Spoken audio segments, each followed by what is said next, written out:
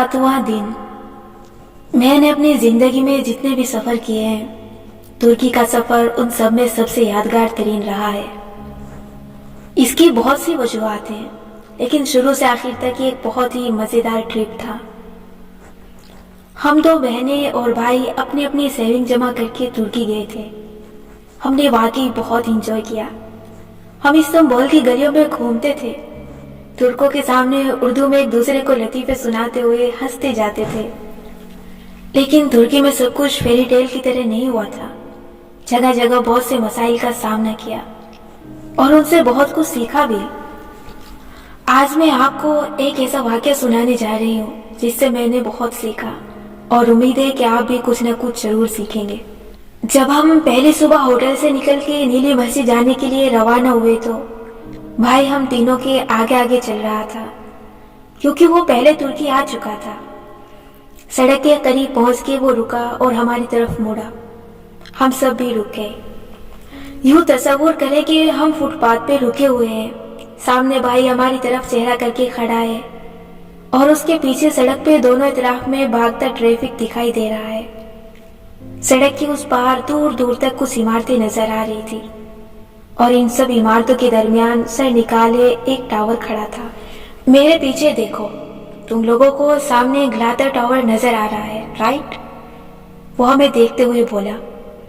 हमने उसके पीछे देखा। टावर बहुत दूर था लेकिन साफ नजर आता था। हम इस वक्त एमिनोनो में हैं। इस इलाके में तुम जब भी रास्ता भूलने लगो तो मेरी बात याद रखना। तुमने ग्लातर टावर को सामने रख के रास्ता तलाश करना है। ये तुम्हारा नॉर्थ स्टार है। अच्छा, वो कैसे? ये मैं थी। सब बहन भाइयों में माशाअल्लाह से जिसके दिमाग में सबसे उल्टा जीपीएस फिट है वो मैं हूँ। मुझे आप मेरे घर से 500 फुट फासले पे भी छोड़ दें तो मैं गूगल की मदद के बगैर घर नहीं पहुँच सकती। मैं हर रोज एक ही रास्ते से गुजरने के बावजूद उसे याद रखती हूँ, ना अपने शहर का नक्शा सीखने की कोशिश करती हूँ।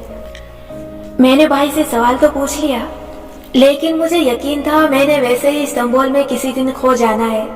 इसलिए भाई जो कहने वाला है मैंने उसको समझने के लिए ब्रेन सेल जाया नहीं करने, बस सर हिला के जाहिर करना है कि मुझे समझ में आ गया है। देखो, तुमने हमेशा ग्लातर टावर को सामने रखना है।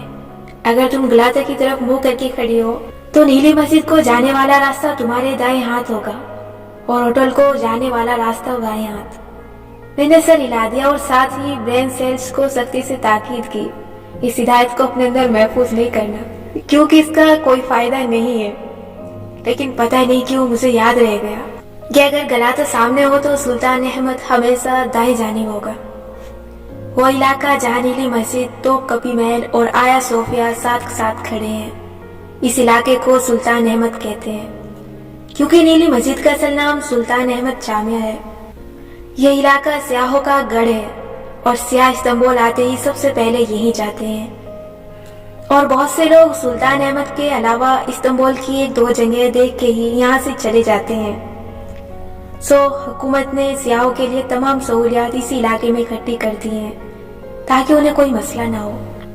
पहले दिन जब हम नीली मस्जिद गए तो उस रोज तोपकपी महल बंद था। हफ्ते में एक दिन वो बंद होता है। हमने नीली मस्जिद, आया सोफिया वगैरह सब देख लिया और सोचा कि अगले दिन यहाँ आएंगे। ये वो प्लान था जो मैंने तरतीब दिया था। मैंने किसी भी मौके पे अपने बहन भाइयों को अम्मा पापा की कमी महसूस नहीं होने दी। मैंने इस बात को यकीनी बनाया कि उनको उनके हिस्से की डांट डपट पड़ती रहे। ये ना करो, वो ना करो, उफ इतने पैसे क्यों खर्च कर रहे हो, नहीं ये महंगा है, हटो यहाँ से, सारे टाइम टेबल में बनाती थी। पैसे कितने खर्च करने और ज्यादा खर्च हो जाने पे सबको खूब सुनानी है। गर्ज ये सारी सड़ी हुई खुसूसियात पूरा ट्रिप मेरे साथ रहे। उस रोज हम तोपकपी महल नहीं जा सके और ये बात मुझे पसंद नहीं आई, क्योंकि मेरी कंट्रोलिंग फितरत के बरक्स कुछ हुआ था और इस बात की वजह से प्लान खराब हुआ था। मैंने अगले दिन का प्लान पहले से तरतीब दे दिया। इतने बजे हम सुबह तोपकपी जाएंगे, फिर वहां से दोलंबा से पैलेस और वहां से इस्तकलाल स्ट्रीट। अब ये प्लान पत्थर पे लकीर है और ये जरा भी नहीं हिलना। खबरदार जो तुम लोगों में से कोई वक्त पे ना जागा, नमाज पढ़ो और सो जाओ। अगली सुबह हम होटल से निकले। और वॉक करते हुए बस स्टॉप तक गए। सामने सड़क थी और इसके पार दूर कहीं ग्लाता टावर इमारतों में सर निकाले खड़ा था। भाई ने कहा कि आज हम ट्राम के बजाय आम बस से जाएंगे। वो नॉर्मल बस को ट्राम से किराए वगैरह का फर्क चेक करना चाह रहा था। उसको वैसे भी रास्ते एक्सप्लोर करने का शौक है और मुझे प्लान पे पक्के रहने का। अब आप तसव्वुर करें, हम दो लड़कियां दो लड़के सड़क किनारे बस के इंतजार में खड़े हैं। ग्लाता हमारे सामने है और हमने उस बस को पकड़ना है जो दाएं तरफ लेकर जाए। एक दाएं जानिब को जाती बस स्टॉप पे रुकी तो भाई ने पूछा, तोप कपी पैलेस? ड्राइवर ने कहा, आप सड़क की दूसरी जानिब जाएं, वहां जो बस आएगी वो तोप कपी जाएगी। मैंने गर्दन ऊंची करके सड़क की दूसरी तरफ देखा। वहां ट्रैफिक बाएं जानिब को जा रही थी। फिर वो तोप कपी पैलेस कैसे जाएगी? निमरा, इन बातों पे हमने अपना दिमाग खर्च नहीं करना। हमारा दिमाग ज्यादा अहम बातों के लिए है, मसलन अपने बहन भाइयों की जिंदगी मजीद कैसे अजीरन करनी है। मैंने सर हिला के तमाम ख्यालात को झटक दिया। भाई ने करीब चलते एक राहगीर से पूछा। उसने भी कहा कि तोप कपी की बस दूसरी सिमत से मिलेगी। सो हम सड़क अबूर करके दूसरी जानिब चले गए। अब यहाँ जो भी बस गुजरती वो बाएं जानिब जा रही थी। खैर मुझे रास्तों का नहीं पता चलता, भाई जो फैसला कर रहा है ठीक ही कर रहा है, मैं सोच के मुतमईन हो गई। एक बस रुकी। भाई ने ड्राइवर से पूछा, तोप कपी पैलेस?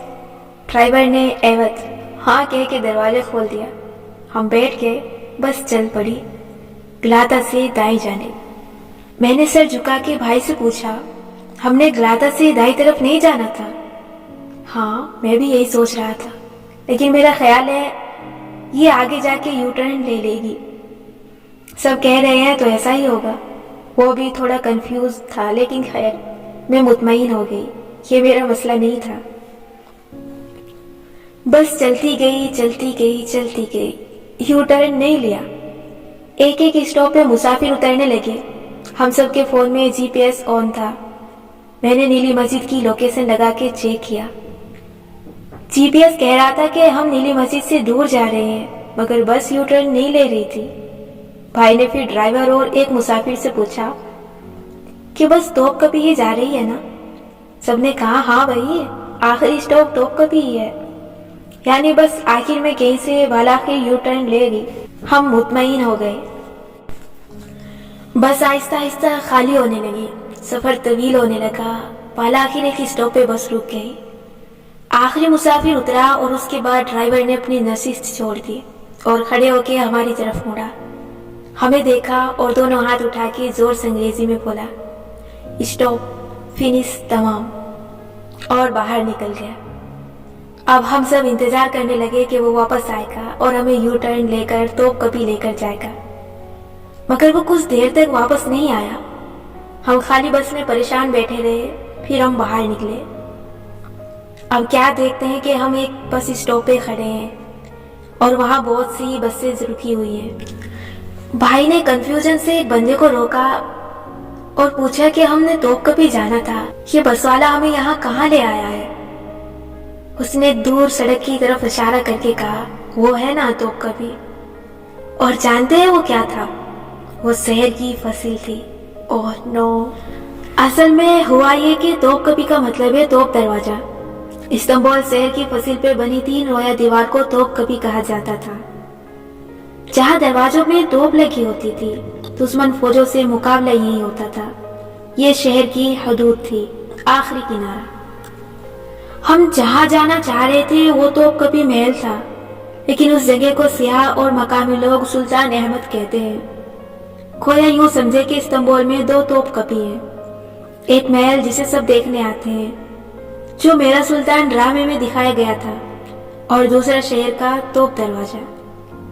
लेकिन महल, नीली मस्जिद, आया सोफिया वगैरह का रास्ता पूछने के लिए आपने हमेशा मुझे सुल्तान अहमद जाना है ऐसा कहना है, वरना इस्तांबुल वाले समझते हैं कि आपने शहर के तोप दरवाजे तक जाना है। इस स्टॉप का नाम ही तोप कपी था। और ये कैसी जगह थी? इस्तांबुल शहर की रौनक से दूर एक बियाबान, जहाँ करीब में कोई ट्रामवे भी नहीं था कि हम उसे पकड़ के वापस चले जाते। अब क्या करें? मैं चूंकि बहुत ही कंट्रोलिंग वाक़ई हुई हूँ, तो मेरा इसरार था कि टैक्सी पकड़े और वापस सुल्तान अहमद जाएं। मुझे एडवेंचर या सरप्राइज नहीं पसंद, मुझे चीजें प्लान शुदा ऑर्गेनाइज्ड हालत में दरकार होती है। मैंने ये और ये तय कर लिया है तो ऐसे ही होना चाहिए। मगर भाई ने कहा कि हम अगर यहाँ आ ही गए हैं तो यहाँ की कोई दूसरी टूरिस्ट अट्रैक्शन देख लेते हैं और फिर चलते हैं। मेरा पॉइंट ये था कि इस बियाबान में क्या टूरिस्ट अट्रैक्शन होनी है यार, सारा शेड्यूल ऊपर नीचे हो जाएगा। हमें 3 दूसरी जगह भी आज ही कवर करनी थी, मगर भाई ने कहा खैर है चलो एक्सप्लोर करते हैं, यही तो एडवेंचर है। मुझे बगैर तयशुदा चीजें नहीं पसंद। बाकी 3 एक तरफ हो गए और मैं बड़बड़ाते हुए एक तरफ। मेरी समझ में नहीं आ रहा था कि तीनों क्यों यहाँ सड़क किनारे मजे से धूप में चलते जा रहे हैं। हम वो क्यों ना करें जो इस्तांबुल में सियाह करने आते हैं, स्टिक टू दी प्लान। मगर भाई ने जीपीएस पे करीब में कोई म्यूजियम देखा तो कहा कि वहां चलते हैं। कोई 15 मिनट वॉक करके हम वहां गए तो मेरा मूड शदीद ऑफ हो चुका था। मुझे तो म्यूजियम में वैसे ही दिलचस्पी नहीं होती, मुझे इनकी समझ ही नहीं आती। जब म्यूजियम के दरवाजे पे पहुंचे तो मालूम हुआ कि हर शख्स का टिकट 1000 पाकिस्तानी रुपए जितना था। मैं तो अड़ गई कि हमने 4000 नहीं झोंकना, लेकिन भाई ने कहा खैर है म्यूजियम देख लेते हैं, वो बड़ा ही ठंडा और कूल आदमी है। सो हमने टिकट लिए और एक सुरंग सी जगह से गुजर के अंदर गए। अंदर क्या था, बोरिंग सी लंबी मरमरी राहदारियां थी, इर्द गिर्द बस तुर्क ही थे, सियाह नहीं थे। सुल्तान अहमद के इलाके में तुर्क कम ही होते थे, 90% सियाह होते थे। अगर ये जगह अच्छी होती तो यहाँ सियाह होते हैं ना। खैर हम आगे बढ़ते गए। वहां दीवारों पे चंद पेंटिंग्स के फ्रेम्स लगे थे, कुछ लोग फासले फासले पे खड़े उनको देख रहे हैं। खामोशी, बोरियत, तौबा, क्या मिलता है लोगों को इन बोरिंग जगहों पे आके। मैं मरे मरे कदमों से अपने बहन भाइयों के साथ चलने लगी। वो जंग का म्यूजियम था, मुझे बस इतना समझ आया। वहां जंगी पेंटिंग्स थी। पता नहीं इस म्यूजियम को बना के तुर्कों को क्या मिला, ऐवे हमारा दिन बर्बाद किया। मैं जले कटे अंदाज में सोच रही थी, फिर मैंने एक आइडिया सोचा। अपने बहन भाइयों को जल्दी जल्दी यहाँ से निकालने का एक ही तरीका था कि मैं खुद जल्दी जल्दी सब देख लूं और उनसे कहूं कि आगे सब बहुत बोरिंग है, निकलो यहाँ से। सो मैं उनसे आगे चलती गई। मैं पेंटिंग्स तो देख ही नहीं रही थी, मगर मैंने महसूस किया था कि वो किसी एक ही जंग का म्यूजियम था, क्योंकि ये सब तस्वीरें जितनी बोरिंग थी। हाल के इख्तिताम पे एक जगह में रुकी, वहां एक मेज पे एक मॉडल रखा था। मैं यूं ही रुक के मॉडल देखने लगी। वो एक छोटा सा मॉडल था, जितना डॉल हाउस होता है ना, बस इतना सा। मैंने सर झुका के उसे देखा। वो मॉडल गोल था, बिल्कुल गोल, जैसे फुटबॉल के स्टेडियम होते हैं। वो एक मैदान सा था, उस पे जंगी साजो सामान बिखरा था। उसके ऊपर एक उठा हुआ ढक्कन सा रखा था। मैंने गर्दन झुका के मजीद उसके अंदर झांका। ढक्कन के अंदरूनी तरफ आसमान की मंजर कसी की गई थी, जंग के धुएं पेंट किए गए थे। मैंने सोचा कि अगर मैं छोटी सी बोनी होती और इस मॉडल के अंदर घुस जाती तो मुझे अपने ऊपर ये पेंट शुदा आसमान नजर आता और मुझे लगता कि मैं जंग के मंजर में खड़ी हूं। लेकिन मैं छोटी सी बोनी नहीं थी, मैं एक ऑफ मूड वाली लड़की थी जो इस बोरिंग म्यूजियम में वक्त और पैसे झोंक के खड़ी थी। मुझे यहाँ से जाना था। क्या मुसीबत है यार। मैंने मुड़ के देखा, मेरे बहन भाई अभी दूर थे। मैं जहाँ थी वहाँ म्यूजियम खत्म था। अलबत्ता एक तरफ तीर के निशानों से सीढ़ियों की जानिब इशारे बनाए गए थे। मैंने नोटिस किया कि लोग ऊपर जा रहे थे और बहुत से लोग सामने एक दूसरे जीने से नीचे उतर रहे थे। मेरे बहन भाई ऊपर जाने में वक्त लगाएंगे, क्यों ना मैं खुद पहले ही देख आऊं और उनको बताऊं कि वहां कोई खजाना नहीं दफन और हम यहाँ से वापस चले जाएं। मेरे जहन ने परफेक्ट साजिश बुनी और मैं जीने फैलाने लगी। जीने बहुत गोल से थे, यहाँ से कुछ समझ में नहीं आ रहा था कि ऊपर क्या है। जैसे जैसे मैं जीने चढ़ती गई, सिनेमा जैसा अंधेरा होता गया। अजीब सी आवाजें भी सुनाई देने लगी, बहुत सा म्यूजिक और शोर, लेकिन ये मौसीकी और गानों वाला म्यूजिक नहीं था। ऊपर ऐसा क्या था? मैं कंफ्यूज हुई। जीने खत्म ही नहीं हो रहे थे। हालांकि जब आखिरी 4-5 जीने रह गए तो बालाई मंजिल के खद्दो खाल वाजे होने लगे। मैंने गर्दन ऊंची उठा के देखा और मेरा सांस रुक गया। बिल्कुल साकित सी मैं आखिरी 4 जीने अबूर करके ऊपर आई। वहां एक गोलाई में प्लेटफॉर्म बना था जिसके वसत में जीने थे। प्लेटफॉर्म के चारों तरफ रेलिंग लगी थी। बहुत से सियाह उस रेलिंग के साथ खड़े दिलचस्पी से उस मंजर को देख रहे थे जो उनकी चारों तरफ गोलाई में बनाया गया था। और जानते हो वो मंजर क्या था? मैं अपनी एड़ियों पे गोल गोल घूमी। मैं एक छोटी सी बोनी थी और मैं जंग के उस मॉडल के अंदर चली गई थी। वो जो मॉडल नीचे रखा था ना, वो मॉडल यहाँ भी था। बस फर्क ये था कि मैं उसके अंदर खड़ी थी। मैं कई सदियों पहले के एक मैदानी जंग में खड़ी थी। वो गोल सा एक हॉल था जो दरअसल एक पैनोरामा म्यूजियम था। बिल्कुल मिसमराइज हुए मैं रेलिंग के साथ साथ आगे बढ़ने लगी। रेलिंग के पार नीचे मिट्टी का फर्श था जिस पर असली तोपें, रस्सियां और जंग का टूटा फूटा साजो सामान बिखरा था। मिट्टी के पार गोलाई में 4 दीवारी बनाई गई थी। 4 दीवारी के ऊपर जंग का मंजर पेंट था। पेंट इतना हकीकी था कि मालूम ना होता था कि असली मिट्टी कहाँ खत्म हो रही है और पेंट शुदा दीवार कहाँ से शुरू हो रही है। दीवार पे दुश्मन की फौज दूर से आती नजर आ रही थी। हम जिस जगह से जंग को देख रहे थे, एक जमाने में लोग तोप दरवाजे से इसी तरह जंग को देखा करते थे। शहर की दीवार के ऊपर खड़े होकर दुश्मन इतना ही दूर नजर आता था। ऊपर नजर उठाई तो छत किसी उल्टे लट्टू की तरह गोलाई में बनी थी और उस पे आसमान पेंट किया गया था। कहीं से नीला, कहीं से जंगी आग के बास नारंगी। अल्लाह अल्लाह, मैं रेलिंग पे आगे बढ़ने लगी। वो मैदान जंग था। हर तरफ से दुश्मन आ रहे थे। कहीं हमारी फौज यानी तुर्क फौज के मुजाहिद घोड़ों पे उनकी तरफ लपकते दिखाई दे रहे थे। कहीं तोप चल रही थी। क्या मंजर कसी थी, क्या पेंटिंग थी। और पीछे जंगी मौसीकी थी। तोप के गोलों की आवाजें, इंसानों की चिंगाड़।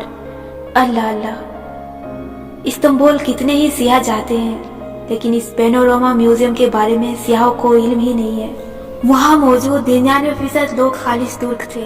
हम सियाह वाहिद सियाह थे। ये तुर्कों का कौमी विरसा था। वो हुब्बुल वतनी में इसको देखने आते थे।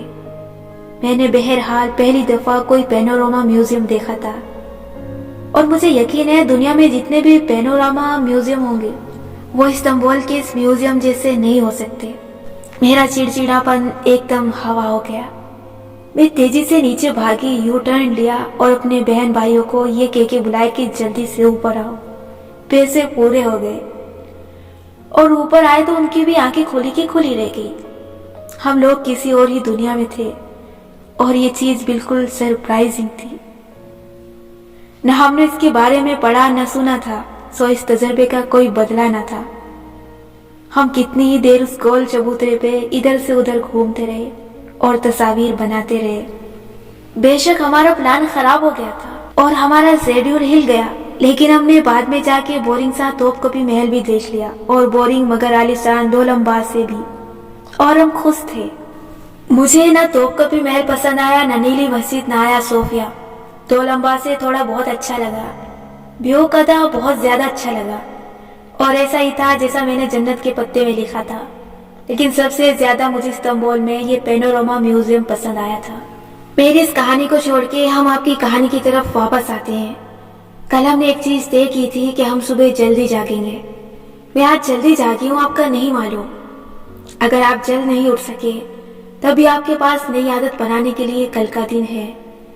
हर दिन एक नई जिंदगी का आगाज होता है। हर दिन आपके पास चॉइस होती है कि क्या आपने पहले जैसा रहना है या बदलना है। और हमने सुबह खेती की आदत क्यों अपनानी है भला? ताकि हम अपने टाले हुए कामों को कर सकें, ताकि हम प्रोक्रेस्टिनेशन के चक्कर को तोड़ सकें। लेकिन हम प्रोक्रेस्टिनेट क्यों करते हैं? किसी दूसरे चीज के स्ट्रेस और दीगर वजूहात के पास। मैंने ऊपर दर्ज वाक़या क्यों सुनाया ये मैं बाद में बताऊंगी।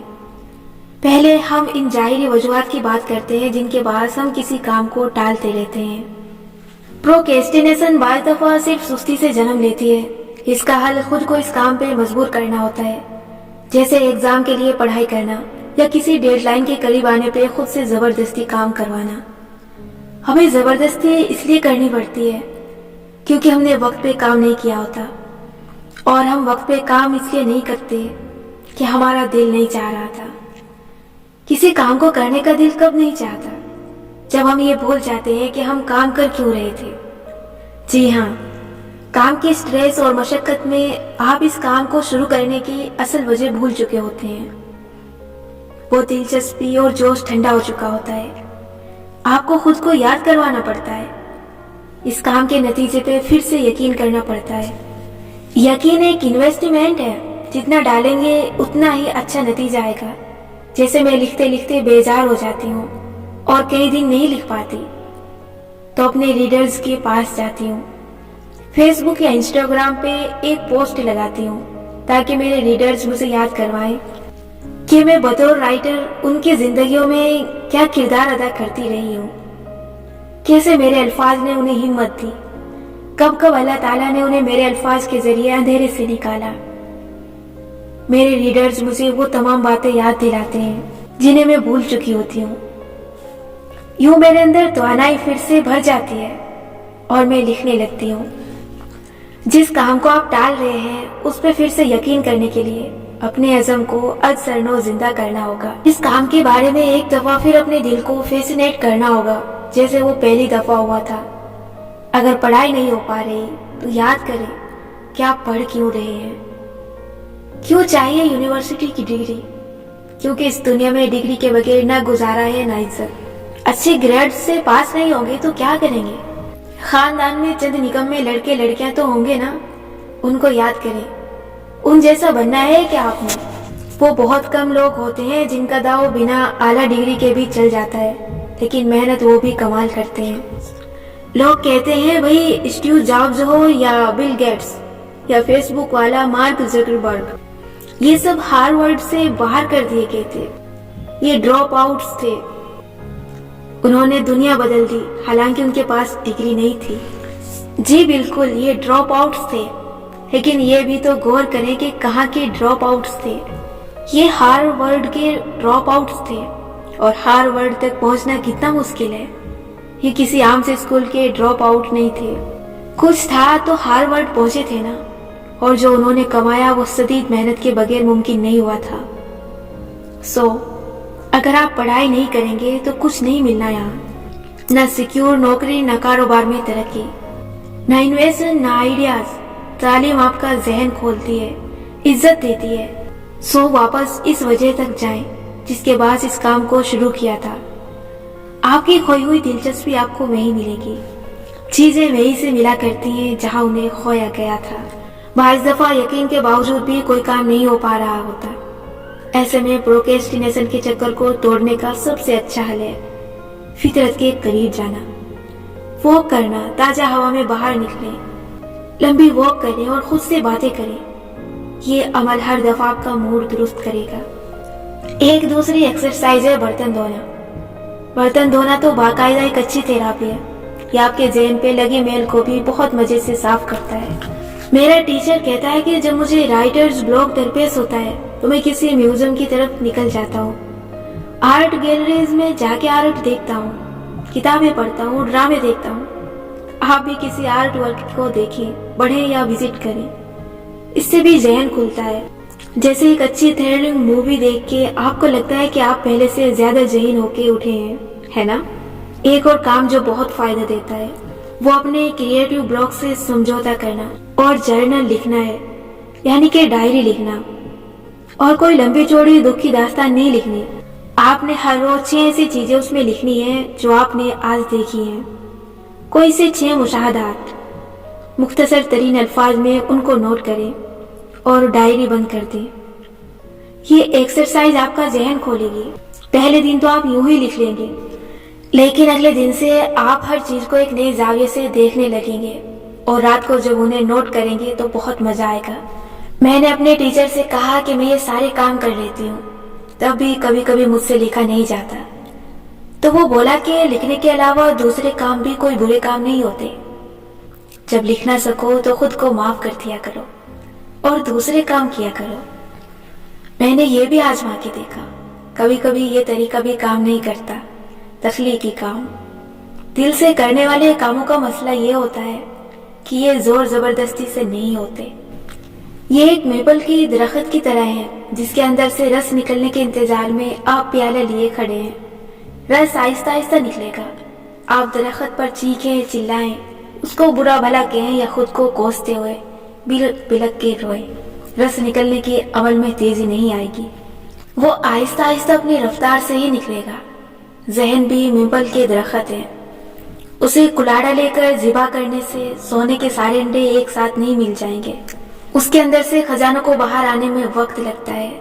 हर चीज अपने वक्त पे होती है, इसलिए कभी कभी अपने जहन ब्लॉक को खामोशी से गुजार लिया करें, खुद पे गुस्सा किए बगैर, खुद को बुरा भला कहे बगैर। लेकिन मैं ऐसा नहीं कर सकती। मेरा एक प्लान होता है कि भाई मुझे इतने वक्त में इतना लिखना है तो लिखना है, मैंने ये काम करना है, अभी तो करना है। ये क्यों नहीं हो रहा? मेरी मर्जी के मुताबिक चीजें क्यों नहीं हो रही? उफ, मैं क्या करूं? गलती कहाँ हुई?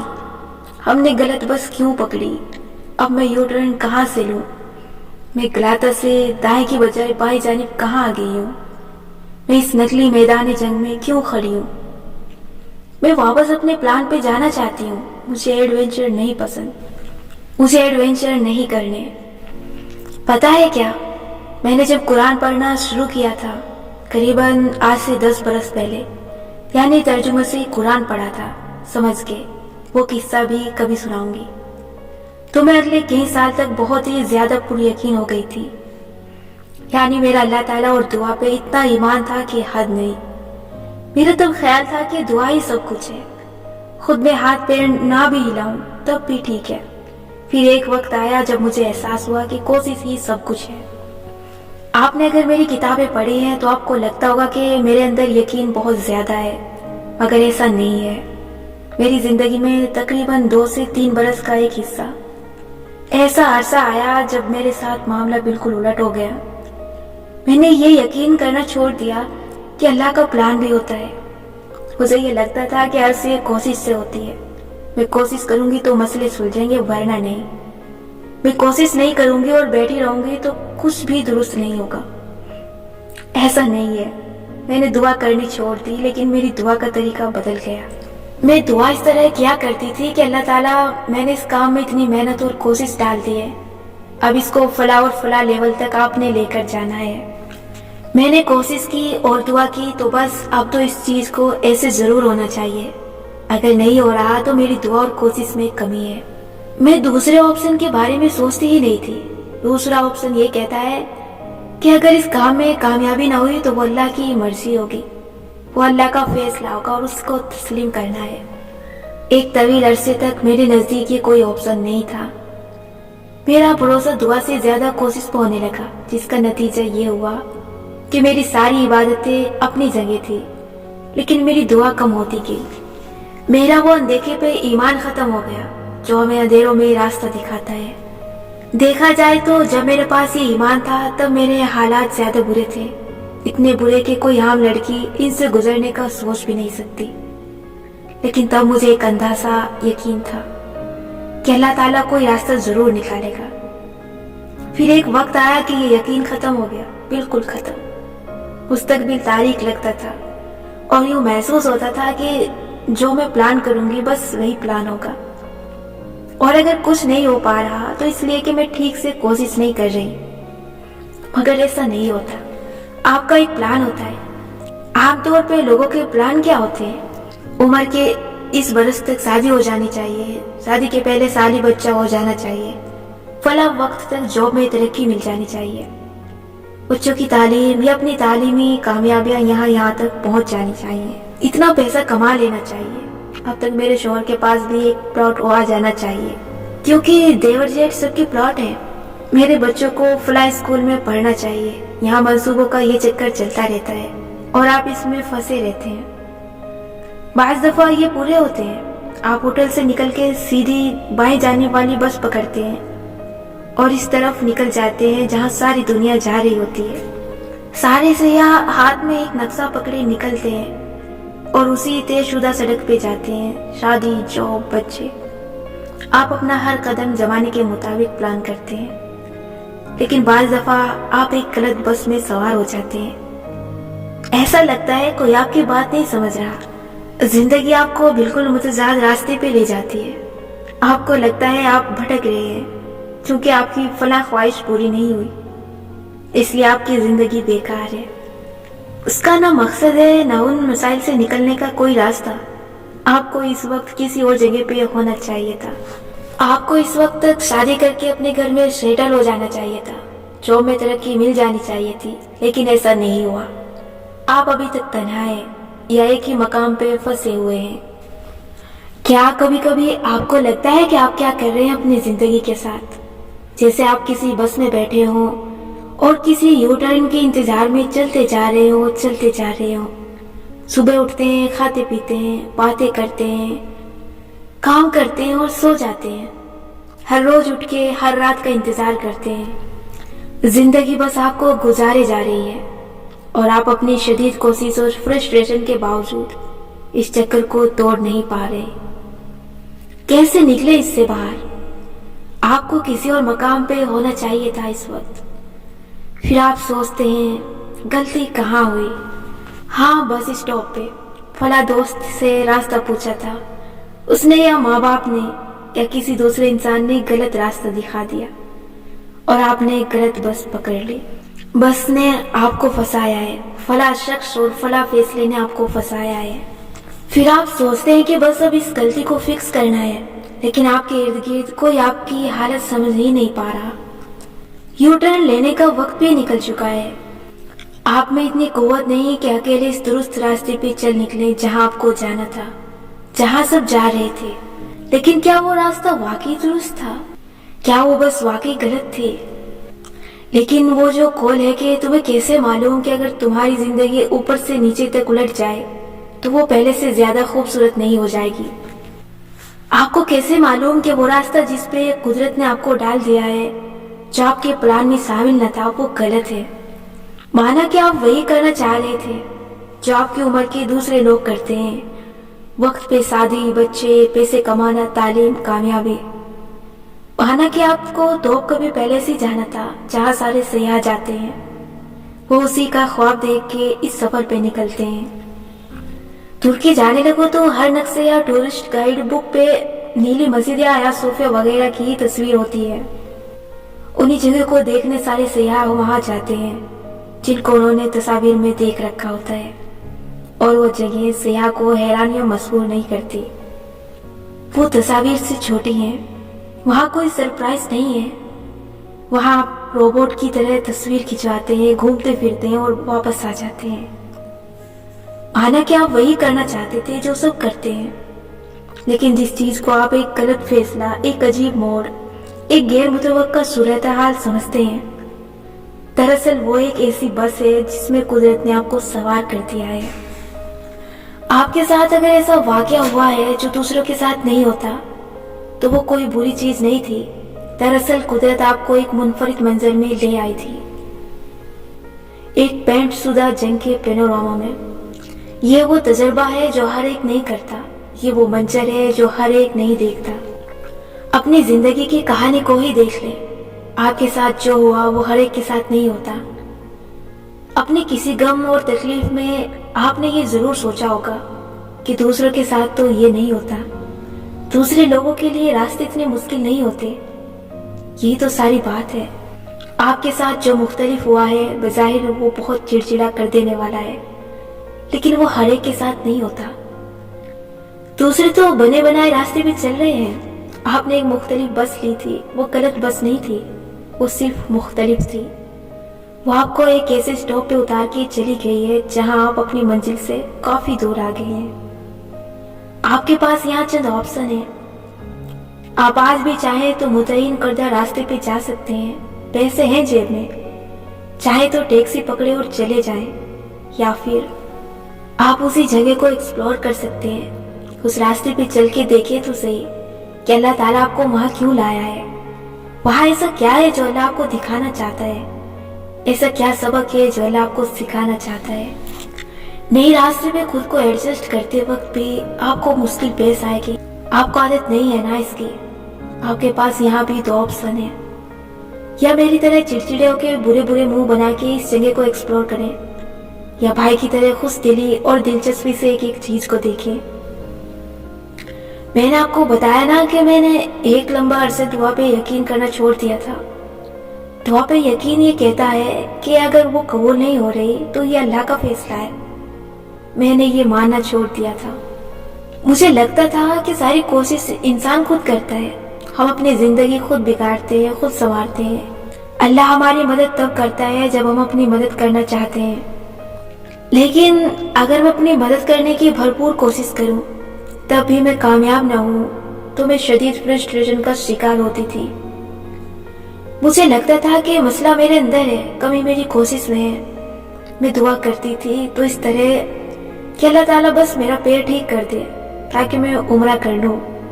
मेरा ख्याल था कि मेरी दुआ भी मेरी कोशिश है और हर चीज वैसे ही हो जैसे मैंने प्लान की है। फिर मैंने जिंदगी से ये सीखा कि नहीं, आप जितने प्लान बना लें, अल्लाह ताला का प्लान आपके लिए मौजूद है। और पहले ये बात मुझे बहुत फ्रस्ट्रेट करने लगी। ऐसा लगा कि फिर हमारी कोशिश का क्या फायदा। फिर मेरी समझ में आया कि दोनों चीजें बराबर करनी है, कोशिश भी और दुआ भी। लेकिन नाकामी को हमेशा ज़हन में रखना है, कामयाबी के लिए भी तैयार रहना है। और ये ख्याल शुरू में अच्छा नहीं लगता। मैं कोशिश करूं, दुआ करूं, तभी कुछ ना हो तो अगली दफा कोशिश और दुआ में से किसी एक चीज में कमी होने लगती है। अब मैंने ये तवाज़ुन कुछ कुछ सीख लिया है, लेकिन फिर भी मुझे बहुत अरसा लगा अल्लाह ताला की मर्जी के आगे सर झुकाने में। बाज़ दफा आपसे कोई काम नहीं हो रहा होता। प्रोक्रेस्टिनेशन हम उन्हीं कामों पे करते हैं जो अमूमन हमारे किसी प्रोजेक्ट या पढ़ाई का हिस्सा होते हैं। बाज़ दफा आप एक चक्कर में फंसे होते हैं, काम नहीं हो रहा और आप इस हिसार को तोड़ के बाहर भी नहीं निकल सकते। अगर राइटर है तो वो लिख नहीं पा रही, रीडर है तो पढ़ नहीं पा रही, स्टूडेंट है तो किताब उठाई नहीं जा रही, जॉब वाले हैं तो प्रोजेक्ट नहीं बन रहा, प्रेजेंटेशन नहीं तैयार हो रही, हाउस वाइफ है तो घर के काम बहुत से अधूरे जमा होते जा रहे हैं मगर करने की हिम्मत नहीं है। ऐसे में आपने ये देखना है कि अगर मुझसे एक काम नहीं हो रहा, अगर मेरी बस एक मुख्तलिफ सिमत में चल पड़ी है, तो बजाय इसके कि मैं चिड़चिड़ा और बेजार हो जाऊं और इस बोझ को सर पे सवार कर लूं, क्यों ना मैं ये देखूं कि ये बस मुझे लेकर कहाँ जा रही है। क्यों ना मैं ये देखूं कि कौन सा काम है जो मैं अभी भी कर सकता हूँ, क्या काम है जो मुझसे हो रहा है। एकदम से आपको महसूस होगा कि किसी दूसरे काम को करने का आपका दिल बहुत चाह रहा है, तो कर ले इसको, इस बोझ को सर से उतारे और नए काम में खुद को लगा दे। मुसब्बित काम कभी भी बुरे नहीं होते। अगर दूसरा काम मुसब्बित है तो उसको करें। आप देखेंगे कि आपका ज़हन खुलने लगा है। कुछ दिन बाद आपसे असल काम दोबारा से होने लगेगा। अगले दिन आप दुरुस्त बस पकड़ के तो कभी महल देखने चले जाएंगे। लेकिन देखना यह है कि इस ज़हनी ब्लॉक ने आपको क्या सिखाया। मेरे अंदर एक अरसे तक अल्लाह ताला पे यकीन की कमी रही है। मुझे अल्लाह ताला की प्लान पे यकीन नहीं होता था। मैं एक बंद गली में फंसी हुई थी और मेरी समझ में नहीं आता था कि मैं दुआ और दवा दोनों कर रही हूँ, लेकिन अल्लाह ताला मुझे यहाँ से क्यों नहीं निकाल रहा। आपके साथ भी ऐसा होता होगा। ऐसे में आपको और मुझे क्या समझने की जरूरत है, ये कि अल्लाह ताला ने मुझे और आपको बनाया है। उसने हमारे अंदर रूह फूंकी है, हमारे रिस्क, उम्र और वक्त का फैसला लिख के अपनी किताब में महफूज किया है। हमारे लिए दुनिया सजाई है। हमें लावारिस नहीं पैदा किया, अपने दो इंसानों के घर में पैदा किया है। उसने हमारी शक्ल मुख्तलिफ बनाई है सबसे। क्या उसने हमारी जिंदगी का प्लान दूसरों जैसा बनाया होगा? क्या अल्लाह ताला ने आपके लिए कुछ इतना अलग नहीं सोचा होगा जितना अलग आपका चेहरा है, जितनी अलग आपकी तबीयत है। आप कोई दो लोग भी अपनी जिंदगी में मुझे ढूंढ के दिखा दे जो एक जैसे हो। अपने बहन भाइयों और माँ बाप को ही देख लें, آپ ان کو اتنے اچھے سے جانتے ہوتے ہیں کہ معلوم ہوتا ہے وہ آپ کی کسی بات کے جواب میں کیا کہیں گے۔ ہر بہن بھائی یا والدین کا رد عمل دینے کا طریقہ مختلف ہوتا ہے۔ کوئی تو لوگ ہیں ایسے جو ہو بہو ایک دوسرے کی کاپی ہوں۔ جڑوا بہن بھائی بھی مختلف ہوتے ہیں، تو اللہ تعالیٰ آپ کا پلان دوسروں جیسا تھوڑا ہی بنائے گا۔ سب سے پہلے آپ کو یہ یقین کرنا ہے کہ اللہ تعالیٰ نے میرے لیے ایک پلان رکھا ہے۔ میرے نصیب کی خوشیاں مجھے ضرور ملیں گی، جن چیزوں پہ میرا اختیار نہیں ہے، جیسے شادی کب ہونی ہے، کس سے ہونی ہے، بچے کب ہونے ہیں، صحت مند ہوں گے یا نہیں، جاب میں ترقی کب ملے گی اور رزق کب بڑھے گا۔ ان چیزوں کی فکر آپ نے اللہ تعالیٰ پہ چھوڑنا سیکھنا ہے۔ یہ پریشانی اللہ تعالیٰ کے حوالے کرنی ہے، اور اس کے باوجود آپ کو اپنے مسئلے ہر روز یاد آئیں گے۔ آپ نے اللہ تعالیٰ کو ہر روز بتانا ہے کہ اللہ میرا یہ مسئلہ ہے، میں نے آپ کے سپرد کیا۔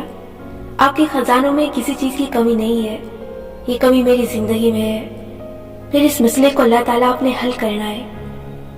میں اس کی فکر نہیں کروں گی آج سے، کیونکہ مجھے آپ پہ یقین ہے کہ آپ مجھے اکیلا نہیں چھوڑیں گے۔ آپ مجھے اتنا لمبا عرصہ ناخوش نہیں رہنے دیں گے۔ آپ میرے غموں کو آہستہ آہستہ دور کرتے رہیں گے۔ آپ میری زندگی سے ان تکلیف دینے والے لوگوں کو نکال دیں گے۔ آپ مجھے میرے حصے کی خوشیاں ضرور دیں گے۔ مجھے یقین ہے کہ میرے ساتھ پہلے جتنا برا ہونا تھا ہو گیا، اب میرے ساتھ آپ کچھ برا نہیں ہونے دیں گے۔ یہ یقین آپ کو ایک دن میں نہیں آئے گا، یہ بار بار خود کو دلانے سے آئے گا۔ اس کا طریقہ یہ ہے کہ نماز کے بعد دعا مانگتے وقت اللہ تعالیٰ سے مکالمے کی صورت گفتگو کرنے کی عادت ڈالیں، اور اس گفتگو میں آپ نے اللہ تعالیٰ سے یقین مانگنا ہے۔ جب اللہ تعالیٰ آپ کو غلط بس میں سوار کرواتے تو کسی ویران اسٹاپ پہ اترتے وقت یہ یقین رکھنا کہ اللہ نے اس میں میرے لیے کوئی پلان رکھا ہوگا۔ ایسا یقین چاہیے آپ کو۔ کبھی کام میں رکاوٹ آ جائے یا آپ اپنے شیڈیول سے ہٹ جائیں تو مایوسی اور فرسٹریشن کو یہ سوچ کے بھگانے کا یقین کہ جو اللہ مجھے یہاں تک لایا ہے وہی مجھے اس سے نکال بھی لے گا۔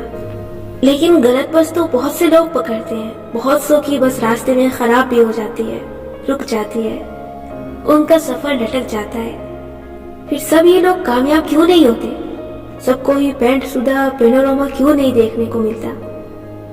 کیونکہ سب لوگ غلط بس میں سوار ہونے پہ ایک جیسا رد عمل نہیں دیتے۔ آپ کی بدبختی اور نیک بختی کو بعض دفعہ آپ کا رد عمل متعین کرتا ہے۔ اللہ چاہتا تو سب لوگ ہی اچھے اور نیک ہوتے، ہر مشکل پہ صابر اور ہر وقت یقین کرنے والے۔ لیکن پھر امتحان پہ اجر کیسا، سزا اور انعام کیسا؟ اگر آپ بس کے غلط روٹ پہ نکل جانے پہ غصے میں اسی اسٹاپ پہ بیٹھ جاتے ہیں، ہر آتے جاتے شخص کو اپنا مسئلہ سناتے ہیں، لوگوں سے بھیک کی صورت مدد مانگتے ہیں، واو ویلا کرتے ہیں اور یہ سمجھتے ہیں کہ ہائے ہم کھو گئے، بس اب تو ساری دنیا اندھیر ہو گئی، تو آپ نے خود کو اس امتحان میں فیل کر دیا ہے۔ ہو سکتا ہے کہ کوئی ترس کھا کے آپ کو اصل بس میں سوار کرواتے اور وہ مصیبت ٹل جائے، زندگی کے جس کٹھن فیز میں اس وقت آپ ہیں وہ جلد ختم ہو جائے۔ لیکن کیا مشکلات سے صرف نکلنا ہی کامیابی ہے؟ کیا آپ نے کچھ سیکھنا نہیں تھا؟ کیا آپ خود پہ مظلوم کا ٹیگ لگا کے رو پیٹ کے اگر ہم اپنے اصل اسٹاپ تک واپس چلے بھی گئے تو ہم نے اللہ کے پلان کو سمجھا ہی نہیں؟ اللہ تعالیٰ ہمیں مشکل مرحلے تک لایا ہی کیوں تھا؟ اس نے بنایا ہے آپ کو، اس کو آپ کے اندر کی قوت کا اندازہ ہے۔ آپ نے رونا پیٹنا نہیں تھا، آپ نے میری طرح چڑنا اور بڑبڑانا بھی نہیں تھا، آپ نے میرے بھائی کی طرح مسکرا کے دلچسپی سے جگہ کو ایکسپلور کرنا تھا، ڈھونڈنا تھا کہ یہاں کیا ہے۔ جب زندگی آپ کو کسی شخص یا ماحول میں باندھ دے، آپ خود کو قیدی تصور کریں، ایسے حالات میں بھی اپنے فائدے اور دلچسپی کے کام ڈھونڈیں، اپنی قید کو بھی خوبصورت بنائیں۔ مجھے اس حالت سے اللہ تعالیٰ کیا سکھانا چاہ رہا ہے یہ سمجھنا ہے ہمیں۔ کسی حالت میں آپ نے صبر کرنا سیکھنا ہے تو کسی میں شکر، بس ہر حالت میں وہ تلاش کرنا ہے جو اللہ نے آپ کے لیے رکھا ہے، لیکن بغیر سیکھے کسی فیض سے نہیں نکلنا، بغیر اس مسئلے کی وجہ سمجھے میں اس میں کیوں ہوں، مجھے کچھ تلاش کرنا ہے، اپنے آپ کو تلاش کرنا ہے۔ جب خوشیاں بہت زیادہ ہوں تو انسان اپنے آپ کو تلاش نہیں کر پاتا، یہ غم ہوتے ہیں جو ہمیں ہماری ذات سے ملاتے ہیں، ہمارے مسئلے ہوتے ہیں جو ہمیں ہماری انمول ذات کی طرف لے کر جاتے ہیں۔ جب کام کے درمیان رکاوٹ آئے تو یہ سوچ کے نہیں بیٹھ جانا کہ جو اللہ کی مرضی، یہ تو سستی ہوگی۔ اللہ کی مرضی سوالات کے جواب ڈھونڈنے میں ہے۔ میں اس سچویشن میں کیوں ہوں؟ مجھے یہ راستہ کس طرف لے کر جا رہا ہے؟ ایک اور غلطی جو کچھ لوگ کرتے ہیں وہ یہ ہے کہ غلط راستے پہ نکل پڑے تو اس کو ایکسپلور کر کے واپس نہیں آ جاتے، بلکہ اسی پہ آگے بھٹکتے جاتے ہیں۔ یہ اللہ کی مرضی نہیں ہے۔ آپ نے پینوراما دیکھ کے سہ پہر میں واپس توپ کبھی ضرور آ جانا ہے۔ شوق اپنی جگہ، ذمہ داری اپنی جگہ، آپ نے بھٹک نہیں جانا، اپنے اصل کام کی طرف واپس ضرور آنا ہے، لیکن غلط راستے سے کچھ سیکھ کے۔ میں چند دن نہیں لکھ پاتی تو کچھ اور کرنے لگ جاتی ہوں، کوئی کمرہ سجانے، کہیں گھومنے پھرنے، واک کرنے، اور ان سب تجربات سے جو سیکھ کے آتی ہوں اس کو چند دن بعد لکھائی کی طرف واپس آ کے اپنی تحریر میں قطرہ قطرہ انڈیلنے لگتی ہوں۔ مجھے واپس اپنے رائٹنگ ڈیسک پہ آنا ہی ہوتا ہے۔ آپ کو واپس اپنے اصل کام اور اصل حالات میں آنا ہی ہوگا، لیکن وہ چند بیکار دن جو ہر کام کے درمیان میں آتے ہیں ان کو ناکامی سمجھنا چھوڑ دیں۔ وہ صرف ایک غلط بس ہے۔ ان کے راستے کا تعاقب کریں اور خود کو ایک چھوٹا سا بونا بنا کے کسی پینٹ شدہ پینوراما میں لے جائیں۔ یاد ہے نا ایلس کی کہانی میں ونڈرلینڈ کا خرگوش کیا کہتا تھا؟ وہ کہتا تھا، جب تمہیں یہ معلوم نہ ہو کہ تمہیں کہاں جانا ہے تو سارے راستے تمہیں وہیں لے جائیں گے۔ آج کے سوالات۔ کوئی ایسا پلان جو آپ نے طویل عرصے سے بنا رکھا ہو لیکن وہ پورا نہ ہو سکا ہو، آپ اس پلان کے اب تک پورا نہ ہونے کا ذمہ دار کس کو ٹھہراتے ہو؟ آپ کیا ایسا کر سکتے تھے کہ وہ پلان پایہ تکمیل تک پہنچ جاتا؟ وہ کام جو آپ کو اپنے پلان کو پورا کرنے کے لیے کرنا چاہیے تھا، وہ آپ اب تک کیوں نہیں کر سکے؟ آپ اپنی زندگی میں کیا تبدیلی لانا چاہتے ہیں؟ اپنے رشتوں اور تعلقات میں آپ کس شے کی کمی محسوس کرتے ہیں؟ آپ اپنے تعلقات کو بہتر بنانے کے لیے کیا کر سکتے ہیں؟ جو کام آپ کو اپنے تعلقات کو بہتر بنانے کے لیے کرنا چاہیے وہ آپ اب تک کیوں نہیں کر سکے؟ گزشتہ سال آپ کی زندگی میں ایسا کیا واقعہ یا تبدیلی رونما ہوئی ہے جو آپ نہیں چاہتے تھے لیکن اسے روک بھی نہیں سکے؟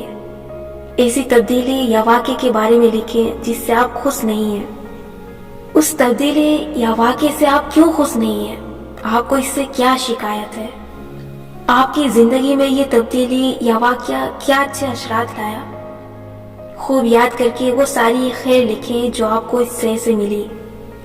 اپنی زندگی میں موجود 3 ایسی نعمتوں کے بارے میں لکھیں جو آپ کو حاصل ہے لیکن آپ کے دوستوں یا کولیگز کے پاس نہیں ہے۔